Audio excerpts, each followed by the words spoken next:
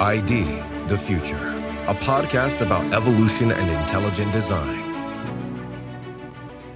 Greetings and welcome to ID the Future. I'm Casey Luskin, and we have a very interesting podcast for you today with two scientists who have published multiple peer-reviewed papers that are critical of Neo-Darwinism and even sympathetic, potentially, to intelligent design arguments. So I'd like to welcome Professors Olen Brown and David Hullender to the show. Olen and David, great to have you guys with us. Thank you. It's good to be here. Good to be here. Olen Brown holds a PhD in microbiology from the University of Oklahoma-Norman. He is Professor Emeritus of Biomedical Sciences at the University of Missouri, with appointments including the John M. Dalton Cardiovascular Research Center, the Graduate School, and the School of Medicine. He's done research on the chemistry, biology, and medical uses of oxygen and free radical mechanisms of toxicity and oxidant stress physiology and biological defense mechanisms. He's been a fellow of the American Chemical Institute, the National Certification Commission, the American Institute of Chemists, and the American Board of Forensic Examiners. David Hullender holds a PhD in Mechanical Engineering from MIT, and he is Professor of Mechanical and Aerospace Engineering at the University of Texas, Arlington, where he has worked for over 5 decades. Some of his areas of research have dealt with inertial navigation in the defense and aerospace industries. He's also worked on modeling and simulation of fluids, including studying blood pressure and blood flow. I know that you both have had very long and prestigious careers doing a lot of scientific research and teaching of students, and I'm sure that you have many stories to tell. But what I'd like to ask you is what sort of got you interested or involved in the scientific debate over evolution and intelligent design, and kind of what is your basic take on the issue? Well, I'll go first. I grew up in a household and attending a church and in a community where this issue really didn't come up when I was growing up. My first real confrontation with the idea of evolution, other than simple statements that you had to answer as a biology student, didn't occur until I had graduated actually from college. So evolution was not really something that impacted my research. And I found that to be true later in life. What I believed or what I thought about the theories, which I considered as theories of evolution, really never came up when I did experiments or when I wrote grants or when I wrote papers. And that situation continued for a number of years. The first noticeable impact on my science career and my personal life didn't happen until there was a debate that I moderated. And as a result of moderating that debate, I became aware of some extreme points of view on both sides. And over the years, then I developed my own feelings, and those culminated later in life when I decided to write. I've written 4 books. One of them reflects my science and my religion. I do not believe that they are in conflict. And so I wrote a book. The title of that book is Miracles. And in that book, I do talk about religion and I do talk about science, but I agree very much with Max Planck, if I may say so.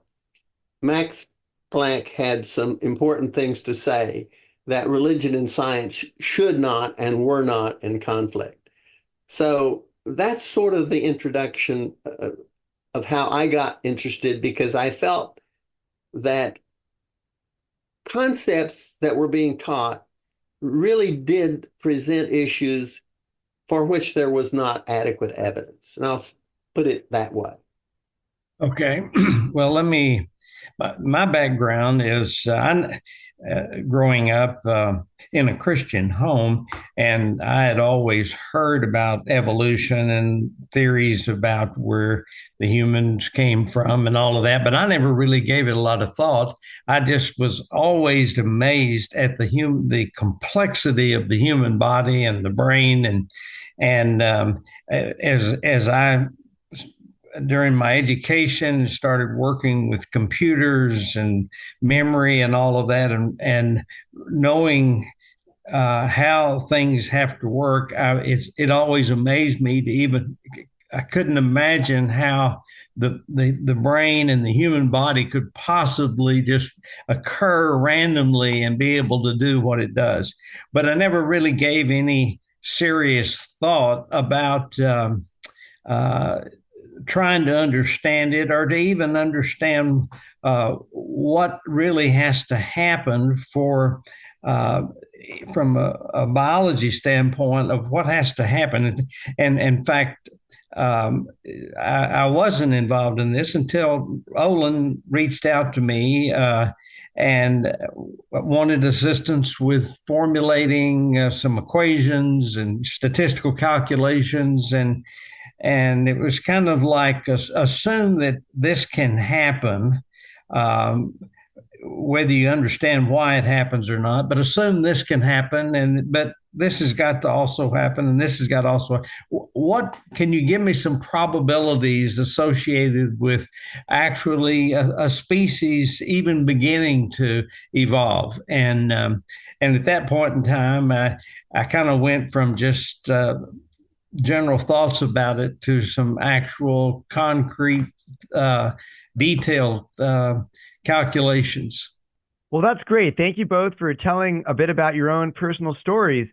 I got to know who you are through some papers that you published that have been very critical of Neo-Darwinian evolution, and they've been very interesting papers. And in fact, the first paper that I read was a 2022 paper you published in the journal Progress in Biophysics and Molecular Biology, titled Neo-Darwinism Must Mutate to Survive. A very catchy title, I have to say. And in that paper, you both wrote that there has been limited progress to the modern synthesis.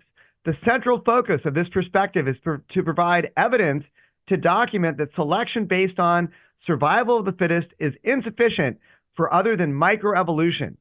So why do you argue in this paper that Darwinian evolution basically cannot produce macroevolution? It can only essentially achieve microevolutionary changes. Well, one probable reason that is, I think, sufficient is that there's never been observed. So as empirical scientists, that's a starting point for me. Now, you can argue about that a little bit, but not effectively. And I believe David shares this, have been very critical of the idea that survival of the fittest is really a scientifically meaningful statement for macroevolution. It explains small changes adequately, but to get the more than 8 million known species that have been named, or perhaps, and perhaps the evolutionist number of that's only 1% of the species that have ever existed, to say that they occurred by random processes that got converted and given direction by something called survival of the fittest, selection based on that, is a little thin, to say the least, as a scientist. I like the idea of irreducible complexity. That is a statement that says a lot to me as a scientist. We have contributed to that idea in, I think, at least two ways. One way involves David very much, and that is to try to put some numbers on this, rather than just make language or statements, to try to assess it and look at it from a mathematical standpoint. I'm reminded that Darwin himself said that he wasn't much of a mathematician, and he kind of regretted that. I believe he expressed statements, and maybe David later could tell us what this means. I'm not sure, but he supposedly said and wrote, as a mathematician, I only believed in the theory of three. So I'll leave that there because I kind of agree with him. I'm not much of a mathematician. I was forced to take calculus and physical chemistry, unlike some of my colleagues, and I felt they were more fortunate than me getting their doctorate without having to do that. But it comes down to me is the idea that things in biology, the closer we look, the more detailed, the more impossible they seem to appear. So simple explanations which bridge the gap in Darwin's day don't suffice. Now, I'm saying that evolution, biological evolution, the people who study it have done a lot of good work, but most of it hasn't solved or hasn't moved them off of this stage where they rely on a simple statement, which is a tautology. In simple words, it's, what survives? The fittest. What is most fit? That which survives. Well, sure, I can agree with that. And it works, and we can perhaps talk about this in more detail if it becomes important. For microevolution. For Darwin's finches on the island, I'm perfectly happy that their beaks got bigger and smaller with time, and that can happen by chance processes. The last thing I'd like to say on this issue is that I believe our biggest contribution has been that we have taken the idea of irreducible complexity and added something that I think is significant. We've talked about the necessary requirement in evolution for co-origination. You cannot have a living thing without it having enzymes. We can hopefully talk about that process. Enzymes don't create new reactions, but they change rates. They change rates astronomically. And also they create great specificity. Rapidity and specificity of chemical reactions is certainly required. And that gets us into the irreducible complexity idea. But perhaps we can talk about that. Now, I would say that I felt it necessary to bring someone like David aboard because we wanted to talk about things more than with general language. So that gets us into probability. What's the likelihood that this can occur? And so that's a long answer, but Darwinian evolution cannot occur by macroevolution, in my view, because it's too complex, too specific, and it's a tautology, excuse me. David, anything you'd like to add to that? I have very limited knowledge in biology, but when Olen first contacted me on this and was asking me to work with him, I really didn't understand the significance of the issue until he told me that one of the theories on probability associated with evolution is the fact that we are here means that it's probable, and it's like 100% probable. And that would be like flipping a coin and the heads come up and you say, okay, we have a heads. So the probability of getting heads is 100%. Well, the problem with that thinking is that you're looking at what has happened instead of what the probability, which deals with what's going to happen or can happen, and looking at what's required to make it happen. So I basically just said, okay, Olen, tell me what to assume.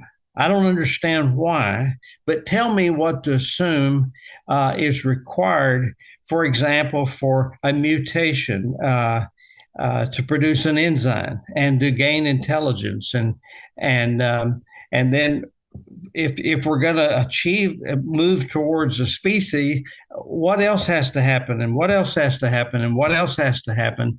And that led to some formulations and equations. And so I don't really understand it. If you tell me what to assume, I can come up with a formula for it and do some calculations. So it sounds like Olen sort of brought the understanding of the biological evolution questions, and David, you sort of brought the mathematical firepower to this duo that you guys have formed here. So I want to ask you a question, David. I know that in your paper, Neo-Darwinism Must Mutate to Survive, you performed some probability calculations about the likelihood of producing the enzymes necessary for the Krebs cycle. What were your findings when you guys did that probability calculation? The results were like numbers on the order of 10 to the minus 50 probability that you could actually do that. And these were kind of like minimum probabilities. And, I hadn't really ever thought about numbers like 10 to the minus 50. And, but when I actually started looking at thinking about it, in fact, most people probably don't even think about powers of 10. But if I told you the probability of an event was 1 chance in a trillion, that you would conclude, well, that's probably not going to happen. Well, that's only 10 to the minus 12. Imagine the probability of something if you're talking about orders of magnitude 10 to the minus 50. And so that's kind of the kind of results that conclusions I was coming to. Very interesting. That's obviously a very low probability that I think would pose a serious barrier to Darwinian evolution. So you published another paper titled, and this is obviously another peer-reviewed paper in a scientific journal titled, Biological Evolution Requires an Emergent Self-Organizing Principle. What is the basic problem with Darwinian evolution that you guys identified in this paper? Two things. David has spoken very eloquently about the probabilities are absurd. Now, I believe the first person to actually use the word absurd in relation to probability calculations was Eigen. He was a believer in evolution, and we could talk a lot about his work, which I think is marvelous in many ways. But I found it lacking that there is a sufficient way to either logically or empirically make that transition from things that are happening by chance, stochastic processes that you have to work with. How can that be transformed into what happens in a living cell? In a living cell, you have to focus on the idea that the processes that are like magic in many ways involve enzymes. Enzymes are proteins. Proteins are specified by the genetic code. But that does not solve the problem. We have to deal with what we call self-organization. We have to, in one time and in one place, for origin of life to occur, we cannot accumulate by survival of the fittest processes which ultimately result in life. We must have a time when some things that are purely abiotic chemistry can happen in a warm little pond somewhere. The transition from there to first life involves processes. Let me just say it this way. George Wald is an evolutionist. He's a very smart man. He had a Nobel Prize. I was fortunate as a young scientist to get to hear him speak. And at that time, I was not that involved with his evolutionary thoughts. Let me put it this way. Wald said about something very critical to what we're talking about here. He said, spontaneous generation of an organism is impossible. Now, I think that's pretty much true. But he went on to say, yet we are here. So that cancels out the first statement. His next statement was that time works the miracle. Given us enough time, we overcome the impossible. And he actually said, the impossible becomes possible. The possible becomes probable. And the probable becomes virtually certain. Now, if you can manipulate the language to that degree, or if you're required to do so to explain origin of life and its evolution, then I think you've violated some principles that I can't join you in. I don't think you can say the impossible becomes possible and retain any meaning for either word. I agree with you. When you're trying to make the impossible possible, something is wrong with your model.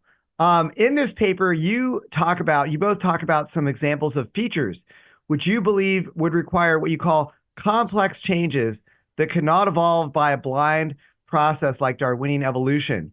Could you give a couple examples of some of the features that you think would be very difficult to evolve? Well, we have several orders here.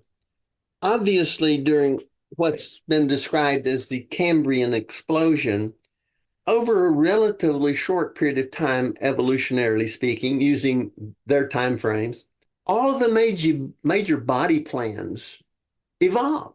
One of the things that Darwin was very concerned about when he was waiting to publish his book, was that there wasn't enough time. And he spoke with geologists, and he kept wanting a geologist to give him more time because these processes, if they're random, not only do you have to wait for one to occur, but you have to have co-origination of events. And that multiplies or changes the probability to absurdly improbable. So I'm going on too long here, but I come back to the point that evolution, it's highly improbable, and you cannot, there's no mechanism. When Darwin didn't have one, and when we discovered mutations, they were thought to be a solution. Mutations create as many problems as they solve. One thing, mutations are likely to be lethal. If you have some good things going on inside a genome and a lethal mutation occurs, you have a big eraser that removes that from your gene pool. So you have to start over again. And perhaps David could speak to the issue that we have concerned ourselves with. What happens if you model a system that must start over again, compared to a system that can slowly accumulate things until they become a recognizable shift to a new species, a new kind of process? We talked about this as state one and state two. Maybe David could explain a little bit here for us on probabilities. Okay. Well, when this was proposed, what it meant is conditional probabilities had to come into play in the formulations. And the conditional probabilities mean that if you have to start all over, that means one thing, because now you're back to ground zero and you got to go through all of it again. Or if you make the assumption, and which is my understanding, is the reality of what must happen. But if you're going to assume that you can have non or lethal mutations or non-enzyme producing mutations that don't have an effect of erasing anything or causing problems, but if you'll just wait long enough in time, then the probability formula comes out totally different. And just to give you an example, that once Olen told me what to assume about the number of enzymes and cofactors and all of these things that had to occur. We're now, instead of talking about numbers like 10 to the 50 or 10 to the minus 51, we're talking about numbers like 10 to the minus 484. But so you can see that it really does become what was absurd. This is absolutely more absurd. But if you're going to say, okay, you can wait, if you bring into the formulations that this conditional probability doesn't have to happen, you can just wait it out, and there won't be anything that will be lethal or cause you to have to start over. Well, the numbers change from 10 to the minus 484 down to 10 to the minus 245. So even if you're willing to wait, the probability of all that happening, it isn't going to happen. And so to say that if you wait long enough for it to happen is fine. But when you look at what must happen, it's like, well, even then, it's so improbable to make the assumption that it happened, and then to assume that that would happen with all of the species, millions of different species, not just one that we're talking about. It's kind of like, are you kidding me? I mean, who would believe this? Understanding the complexity.